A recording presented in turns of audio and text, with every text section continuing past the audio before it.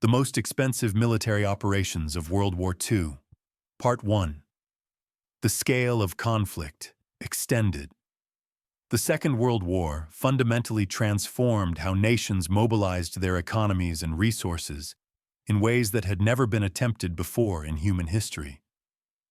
Between 1939 and 1945, countries poured unprecedented amounts of wealth into military campaigns, reshaping the global balance of power through sheer industrial might, technological innovation, and strategic vision. Some operations consumed resources equivalent to the entire annual budgets of smaller nations, making them not just military endeavors, but economically defining moments of the 20th century. The scale of financial commitment required to wage war during this period exceeded anything that previous generations could have imagined or anticipated. The financial cost of waging war during the Second World War extended far beyond the simple price of weapons and ammunition. Every operation required extensive planning, often taking months or years of preparation before a single shot was fired. The logistics networks needed to support military campaigns spanned continents and required the coordination of millions of workers, from factory employees producing weapons to soldiers transporting supplies across vast distances. The creation of these supply chains demanded the construction of new infrastructure, including ports, airfields, roads, and railway lines, many of which were built specifically for wartime purposes. Every operation required the commitment of human capital that could never be fully quantified in monetary terms. The scientists who designed new weapons, the engineers who built factories, and the soldiers who risked their lives executing military strategy. The greatest military operations were not necessarily those that achieved victory in a single engagement, but rather those that demanded the most resources relative to their objectives and duration. Some campaigns consumed incomprehensible quantities of materiel while failing to achieve their intended goals. Others succeeded brilliantly while still requiring expenditures that seemed almost wasteful from a purely economic perspective. The distinction between expensive success and expensive failure became increasingly important as the war progressed, and nations faced the reality that economic resources, though seemingly abundant at the beginning of the conflict, were ultimately finite and difficult to replenish once exhausted. Understanding which operations were the most expensive requires examining not only the direct military expenditures, but also the broader economic implications that rippled through entire nations and their colonies. Some campaigns consumed resources with questionable strategic return, representing what military historians would later describe as wasteful deployments of national wealth. Other operations represented the absolute peak of coordinated military-industrial investment, where multiple nations pooled their resources toward a single objective. The financial machinery deployed to support the largest operations revealed the true nature of total war in the modern age. Conflicts that could no longer be conducted by professional soldiers alone, but required the mobilization of entire civilian populations and industrial capacities. The beginning of the war found most major powers unprepared for the scale of financial commitment that modern warfare would demand. Germany, despite years of rearmament under Nazi leadership, discovered that sustained military operations exhausted resources at rates that had not been anticipated by economic planners. Britain, possessing vast colonial resources and substantial financial reserves, found itself forced to liquidate assets and accept loans from the United States, merely to sustain operations for several years. The Soviet Union, despite enormous manpower reserves, lacked the industrial capacity that would have allowed quick victory, and instead faced years of desperate struggle to replace lost weapons and equipment. Even the United States, blessed with natural resources and undamaged industrial infrastructure, discovered that the scale of operations required to defeat both Germany and Japan simultaneously strained even its vast productive capacity. The measurement of cost itself proved more complex than simply adding up monetary expenditures. Nations kept vastly different accounting systems, made purchases in different currencies, and valued resources in different ways.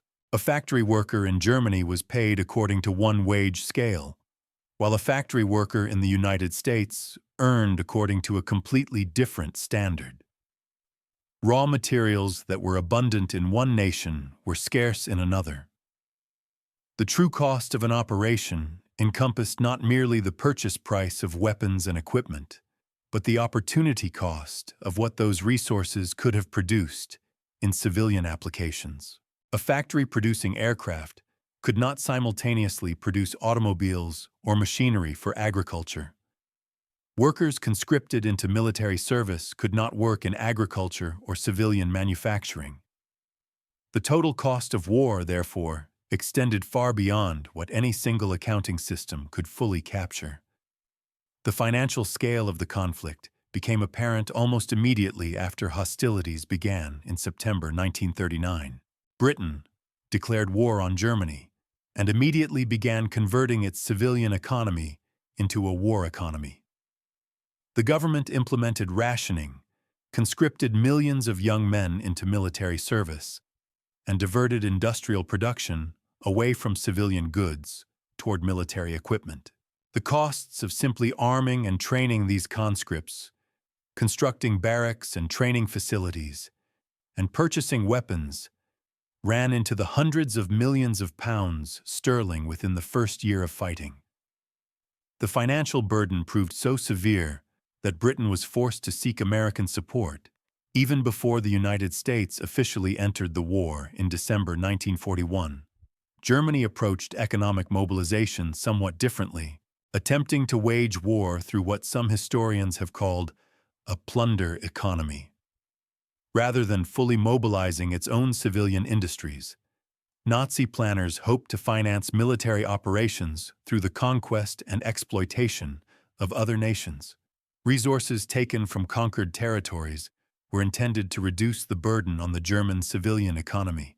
This strategy initially seemed successful, as Germany rapidly conquered much of Europe and gained access to Romanian oil, French metals, and the agricultural resources of Eastern Europe.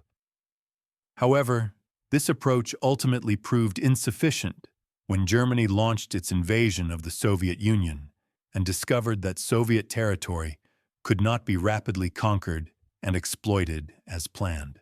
The Soviet Union, meanwhile, had already experienced the catastrophic costs of modern warfare during its conflict with Nazi Germany, beginning in June 1941. The Soviet leadership, under Joseph Stalin, was forced to commit virtually every available resource to military production and operations.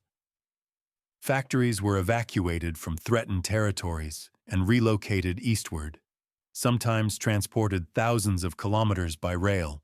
The Soviet people endured extraordinary hardship, suffering from shortages of consumer goods while devoting nearly every resource to military production.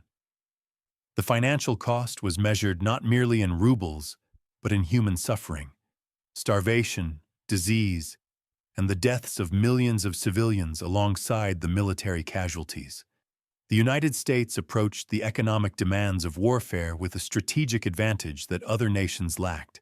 American territory remained untouched by enemy action throughout the entire conflict, allowing factories and industrial facilities to operate continuously without fear of bombing or invasion. American natural resources, oil, copper, iron, and agricultural products, remained under American control throughout the war. The American government possessed the ability to borrow money internationally and could sell government bonds to finance military production. These advantages meant that the United States could sustain military operations at levels that other nations simply could not match, and could afford to be wasteful with resources in ways that would have been impossible for Britain or the Soviet Union. The decision to wage total war, involving the mobilization of entire civilian populations and industrial capacities, meant that the concept of expense took on new meanings. In previous wars, military expenses had been confined largely to the armies in the field and their immediate support systems. In the Second World War, the entire civilian economy became part of the cost calculation. The transportation system, the communication system, the power generation system, and the food production system all had to be considered as elements of military support.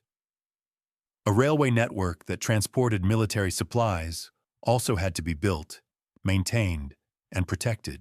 Factories that manufactured weapons had to be guarded.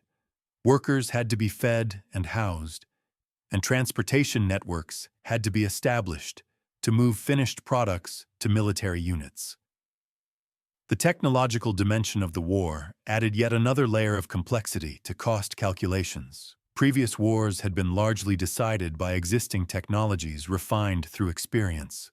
The Second World War, by contrast, saw the rapid development of entirely new weapon systems that required large investments in research and development before a single working prototype could be produced. Radar, jet aircraft, rocket weapons, and ultimately nuclear weapons all represented technological frontiers that required enormous financial investments with uncertain outcomes. Nations gambling on new technologies sometimes won spectacular advantages, but other technological gambles consumed enormous resources while producing weapons that proved less effective than anticipated. The geographic dimension of the conflict further complicated cost calculations. European operations required different types of support infrastructure than Pacific operations. The extremely long supply lines required to support operations in the Pacific Ocean meant that the cost per soldier deployed was substantially higher than for operations in Europe. Supporting a soldier fighting in North Africa required different logistics and supplies than supporting a soldier fighting in northern Russia. The distances involved in Pacific operations meant that supply ships had to be built, merchant mariners had to be recruited and trained, and extensive naval protection had to be provided. The sinking of supply ships, while not as militarily significant as the sinking of warships, could still represent enormous financial losses and could disrupt operations that depended on regular supply deliveries. By the middle years of the war, it had become clear to military planners and political leaders alike that financial resources would ultimately determine the outcome of the conflict. The nation that could sustain military operations longest and replace losses most rapidly would ultimately prevail. Germany, despite its initial military advantages and superior tactical doctrine, lacked the financial and industrial resources to maintain operations indefinitely against opponents with greater productive capacity. The Soviet Union, despite horrendous losses in the early years of the conflict, possessed vast manpower reserves and was able to reconstruct its industrial base in areas beyond German reach. Britain, though lacking the resources to defeat Germany alone, could draw upon American financial support to continue the struggle. The United States possessed resources so vast that it could wage war simultaneously against both Germany and Japan, while also supplying its allies with weapons and equipment. The recognition that financial resources ultimately determined military outcomes meant that the most expensive operations were not always the most strategically significant. Some operations consumed vast resources in pursuit of objectives of limited strategic value. Other operations, while cheaper in absolute terms, might have strategic significance far exceeding their financial cost. The interplay between financial expense, strategic significance, and actual outcomes became one of the defining themes of the Second World War and would continue to influence military strategy and doctrine for decades after the conflict concluded. Part 2. The costliest operations, Extended Operation Barbarossa, launched on June 22, 1941, stands as the most costly military operation in human history, dwarfing all other campaigns in terms of resources consumed and human lives lost.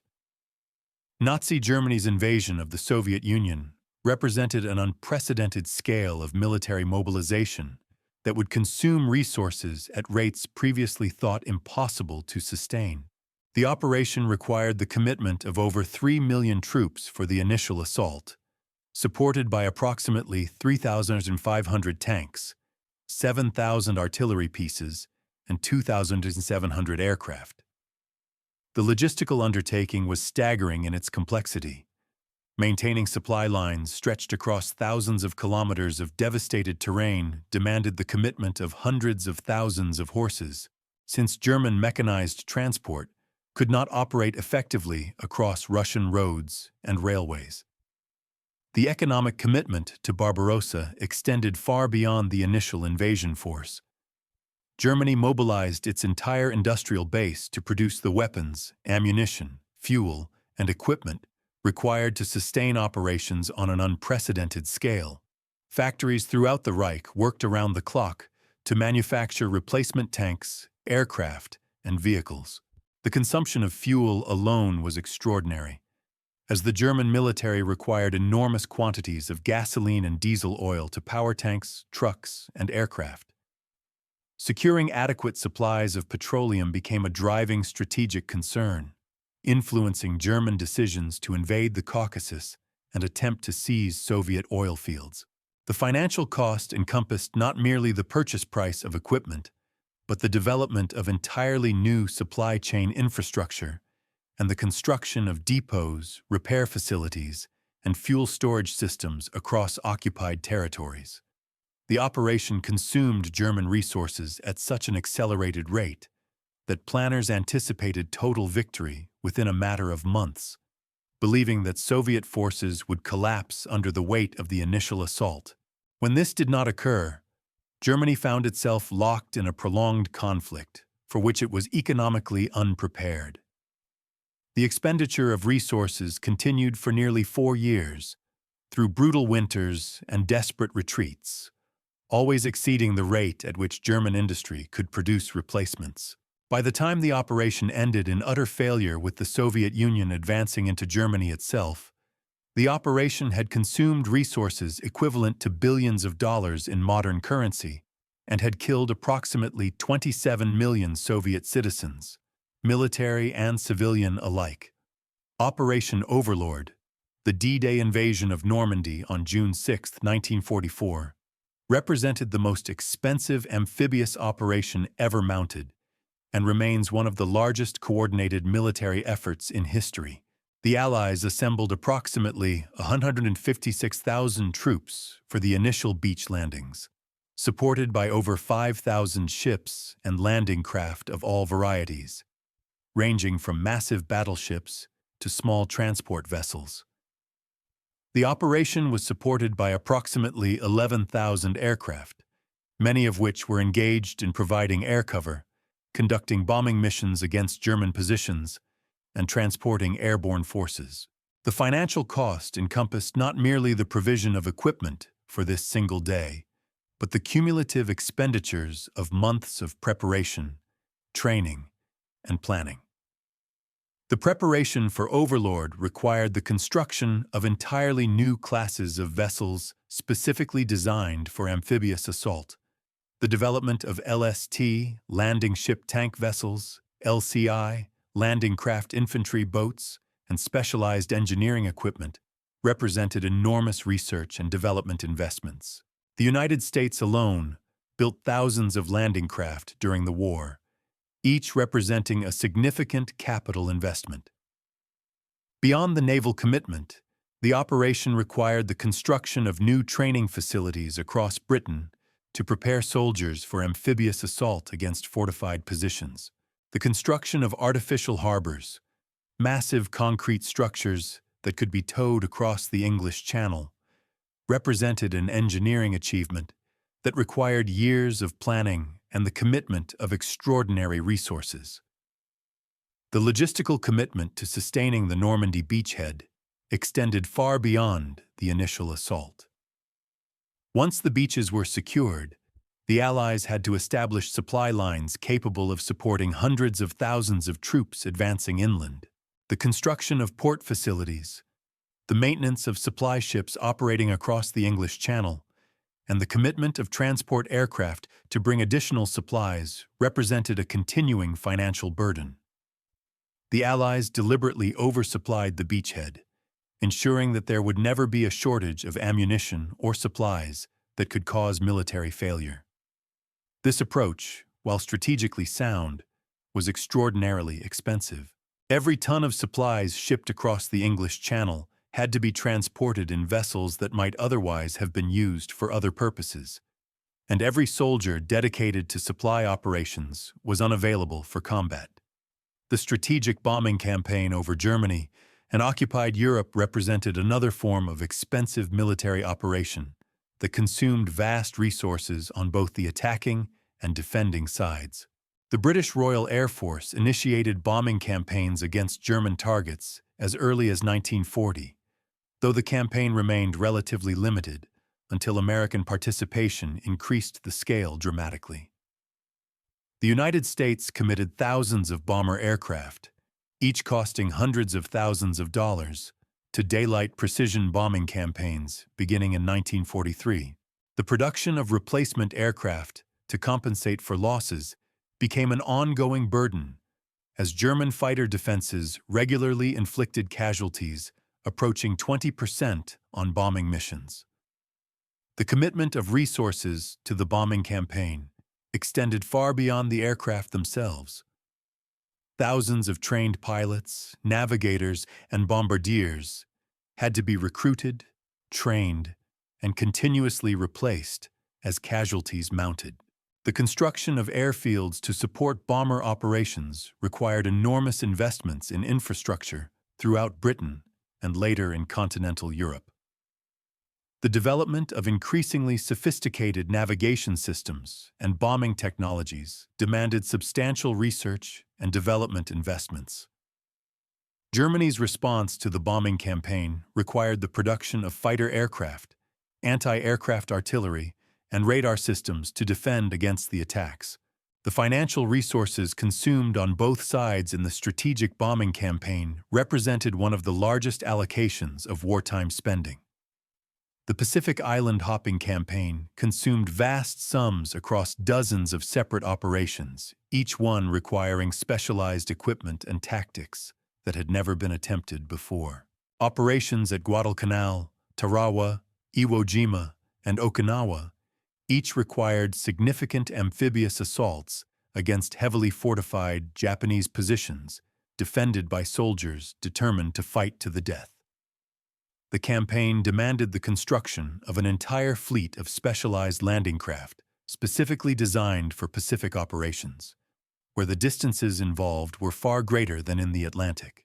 The development of new naval tactics, including the replacement of battleships with aircraft carriers as the primary capital ships, required the construction of entirely new classes of vessels.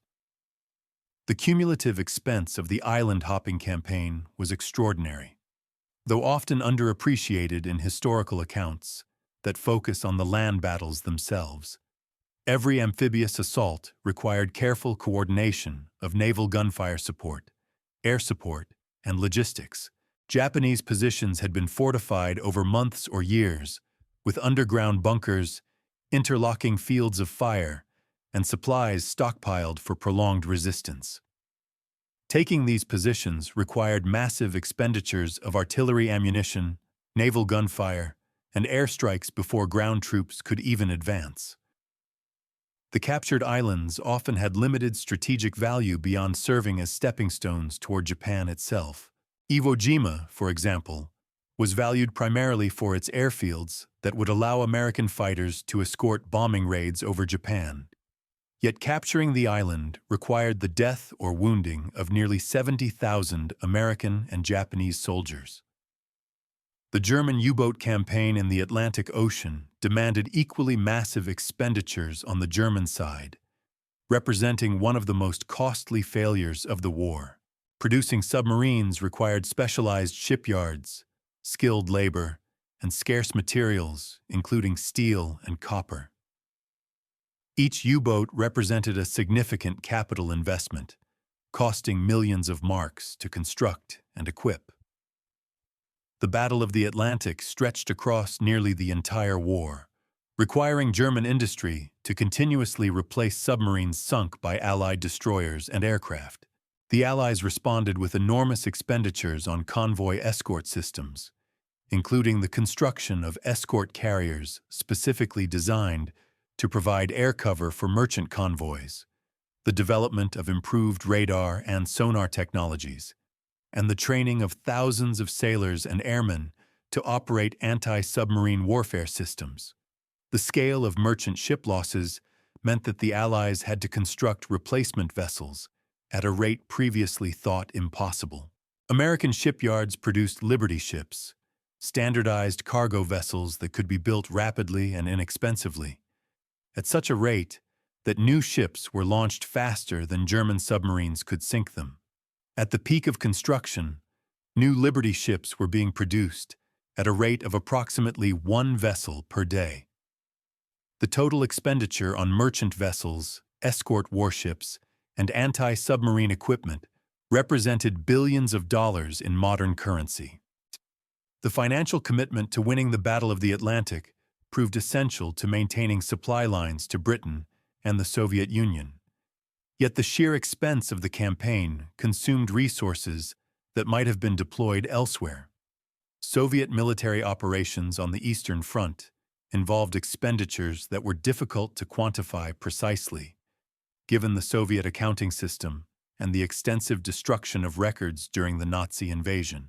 However, the scale of Soviet military production was extraordinary.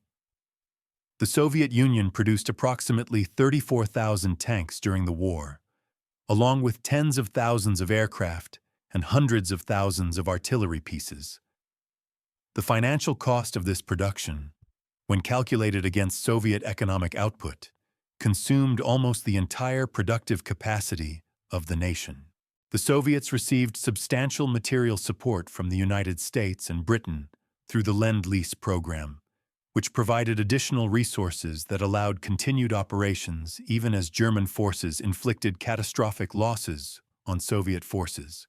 The development and production of new weapons systems represented a distinct category of military expense that became increasingly significant as the war progressed.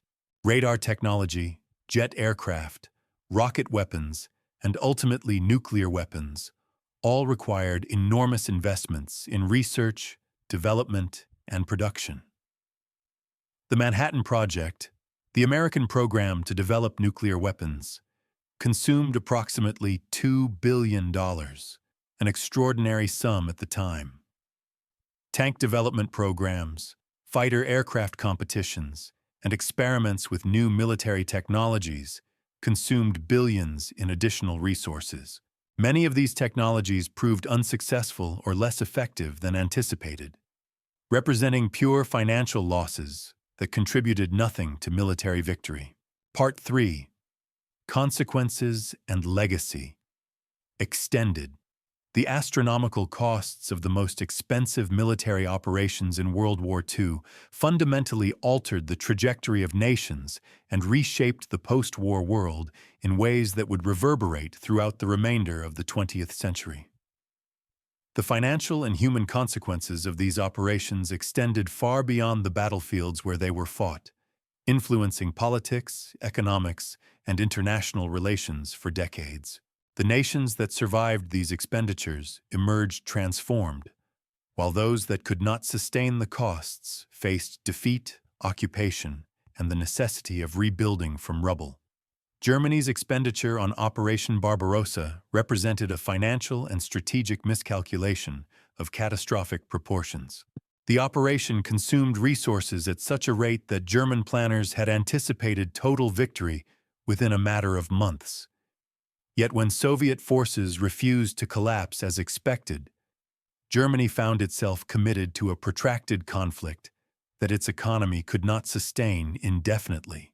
The resources expended on the Eastern Front, millions of tons of ammunition, hundreds of thousands of vehicles and horses, countless aircraft and tanks, represented resources that were lost rather than replenished. The Soviet Union's own losses were equally staggering, yet the Soviet system, despite its inefficiencies and brutal character, proved capable of recovering from losses through the mobilization of its vast population and the relocation of industrial facilities eastward beyond German reach. By 1943, it became apparent to German military and political leadership that the war could no longer be won through military means alone. The exponential growth of Soviet industrial production and the entry of the United States into the war had fundamentally altered the balance of resources in favor of the Allies. Germany's allies, Italy and Japan, proved unable or unwilling to provide the additional resources necessary to overwhelm the growing strength of the opposing coalition. The continuing expenditure of resources on the Eastern Front therefore became not a path to victory, but merely a means of prolonging inevitable defeat. The resources that might have been used to fortify German territory against eventual invasion or to develop weapons that could have altered the strategic balance were instead consumed in futile attempts to defeat the Soviet Union. The consequences of Germany's failure to achieve victory on the Eastern Front extended far beyond the military sphere. Economically, the expenditure on Barbarossa and the subsequent years of warfare left Germany's industrial infrastructure devastated by bombing and its territory invaded by Soviet forces.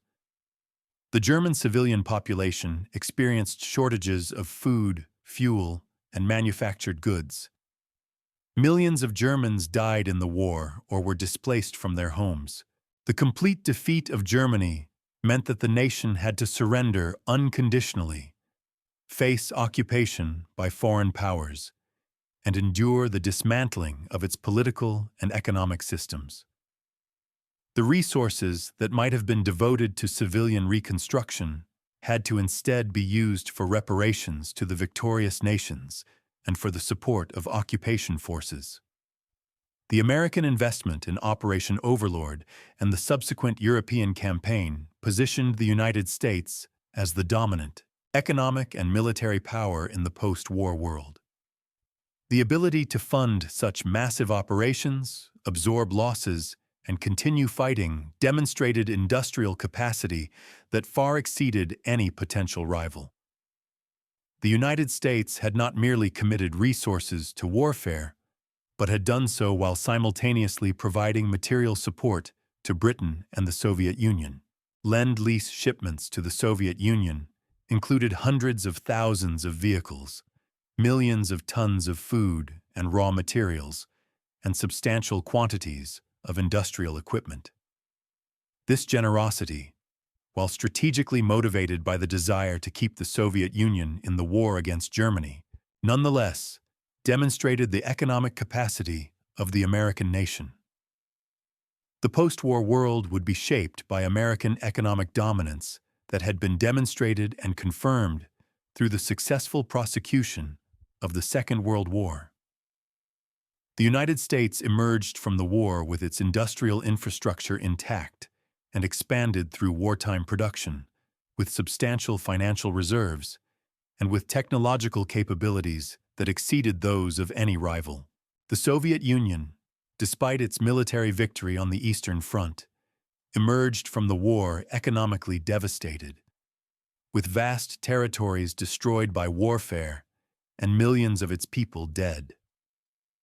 The competition between these two superpowers for influence in the post-war world would be partially determined by the economic consequences of their participation in the war. The island-hopping campaign in the Pacific demonstrated how expensive victory could become when fighting against an enemy determined to resist to the last soldier rather than surrender. The human and financial costs of capturing small islands through amphibious assault influenced American strategic thinking long after the war concluded. The lessons learned about the costs of invasion would eventually shape the decision to use atomic weapons against Japan. Military planners calculated that a full invasion of the Japanese home islands would result in casualties far exceeding those suffered in the most costly Pacific operations. American estimates suggested that an invasion of Japan might result in hundreds of thousands of American casualties and millions of Japanese deaths. The financial and human costs of such an operation were deemed unacceptable, making the atomic bombing of Hiroshima and Nagasaki appear in the calculations of American planners as a less expensive alternative to continued conventional warfare. The strategic bombing campaign over Germany and occupied Europe, despite consuming enormous resources throughout the war, failed to achieve many of its intended objectives. The campaign had been justified by proponents who argued that bombing would destroy German industrial capacity and break civilian morale, potentially forcing Germany to surrender without the necessity of ground invasion. However, the bombing campaign failed to significantly reduce German industrial production, which actually increased in the years after bombing began. German civilian morale, rather than breaking under the strain of bombing, often stiffened as populations felt themselves to be victimized by foreign powers. The campaign demonstrated that sheer expenditure of resources did not automatically guarantee military success, and that the relationship between industrial destruction and political surrender was more complex than planners had anticipated.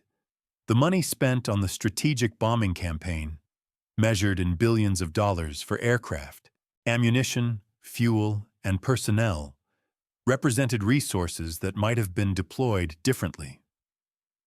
Some military historians have argued that the resources devoted to bombing campaigns might have been more effectively used in other military operations or in support of ground forces. However, the bombing campaign also revealed important lessons about the vulnerability of industrial nations to aerial attack. The development of radar, fighter aircraft, and anti-aircraft defenses to counter bombing raids influenced military doctrine throughout the Cold War era. The investment in strategic bombing, even if questionably effective in achieving its stated objectives, proved valuable in demonstrating the necessity of air superiority in modern warfare. The Soviet Union's recovery from the catastrophic losses suffered during the early years of the German invasion demonstrated the resilience of centrally planned economies when committed entirely to military production. The Soviet system, despite its inefficiencies and the brutal methods employed by Stalin to enforce compliance, proved capable of mobilizing vast resources and directing them toward military production on an unprecedented scale. Soviet factories relocated to regions beyond German reach and resumed production within months of their evacuation. Soviet workers, though motivated partly by patriotism and partly by fear of Stalin's secret police, labored to produce the weapons necessary to defeat the German invaders. The Soviet Union's ability to sustain military operations, despite suffering losses that would have defeated most nations, demonstrated that economic mobilization and political will could overcome even catastrophic setbacks. The financial burden imposed on Britain by the war contributed to the decline of British power and influence in the post-war world.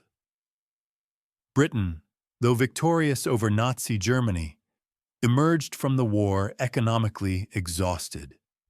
The nation had liquidated much of its overseas investments to finance the war and had accumulated enormous debts to the United States.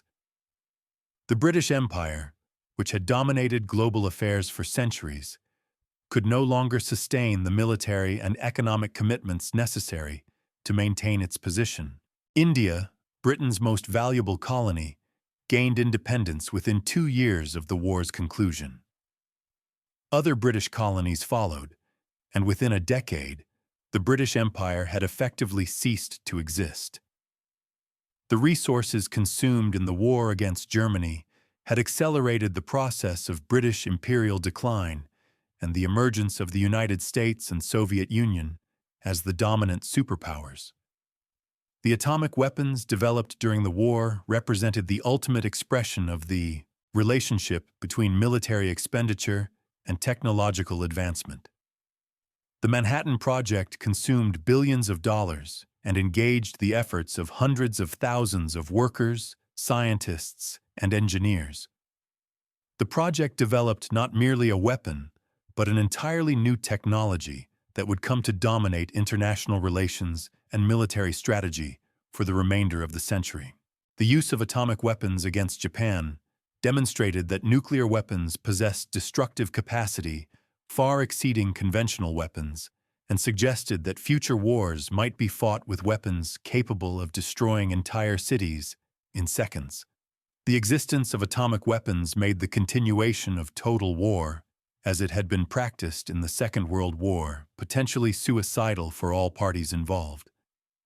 The reconstruction of Europe and Asia following the end of the war represented another enormous financial commitment, though one made in the interests of preventing future conflict rather than waging current warfare. The Marshall Plan, which provided billions of dollars in American aid to rebuild Western Europe, represented a strategic investment designed to prevent the economic collapse that might have driven European nations toward communism.